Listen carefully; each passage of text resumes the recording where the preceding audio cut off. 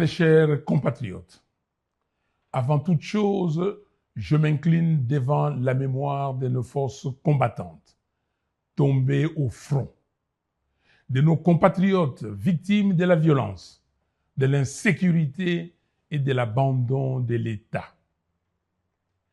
J'adresse mes condoléances aux familles endeuillées du Nord Kivu, du Sud Kivu, de l'Ituri et des territoires de l'Ouest touchés par les phénomènes Mobondo. La nation partage votre douleur. Votre souffrance ne doit plus être ignorée. Mes chers compatriotes, en cette fin d'année 2025, la République démocratique du Congo, notre pays, traverse l'une des crises les plus graves de son histoire. Notre pays est agressé. Notre souveraineté est menacée. Notre peuple est abandonné. 7 ans après les hold-up électoraux de 2018, le temps est venu de rappeler la vérité sans détour.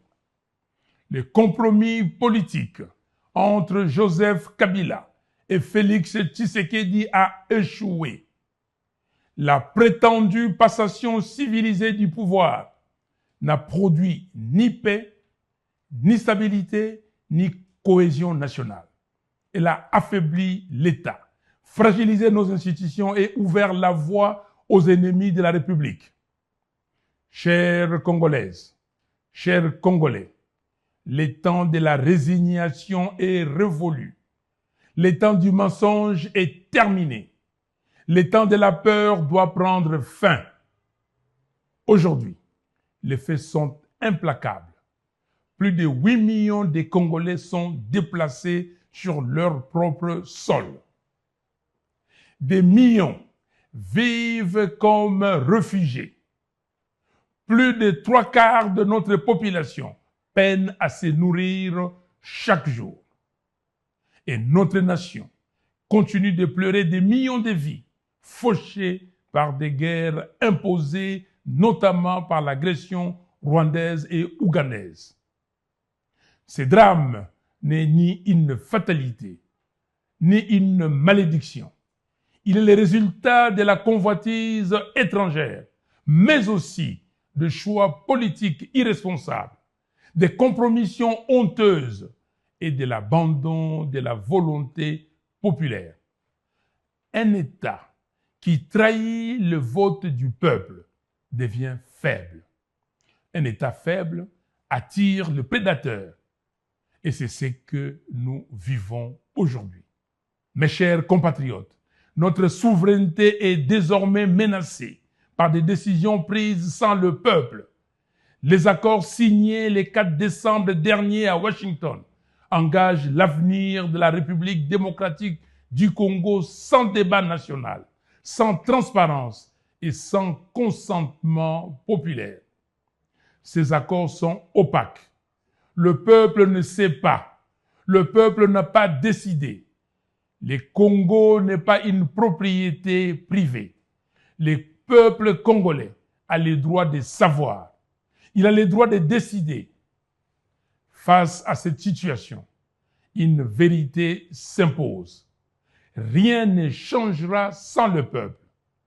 L'histoire ne se fait jamais sans lui. Et l'avenir du Congo ne se construira ni dans le silence, ni dans la peur, ni dans la division. C'est pourquoi nous le disons clairement, le dialogue national inclusif est une nécessité vitale. Refuser ce dialogue, c'est refuser la paix. Refuser ce dialogue, c'est prolonger la crise. Refuser ce dialogue, c'est engager une lourde responsabilité politique. Nous lançons également un appel ferme à la communauté internationale. Nous exigeons l'application stricte de la résolution 2773 des Nations Unies. Nous exigeons une condamnation claire du Rwanda pour les crimes commis sur le sol congolais. Les Congos ne demandent pas la charité. Les Congos ne demandent pas la pitié.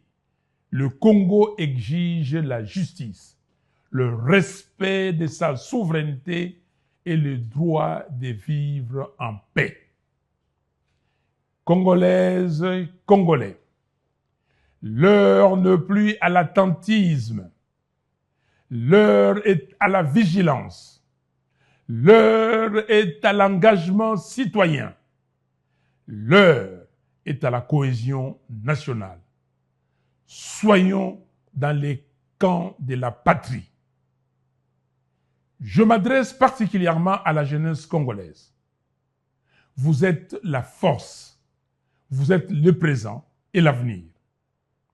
Refusez les tribalismes, refusez la corruption, refusez le fanatisme aveugle, refusez l'affaiblissement de l'État. Exigez un leadership responsable. Exigez la convocation immédiate du dialogue national inclusif.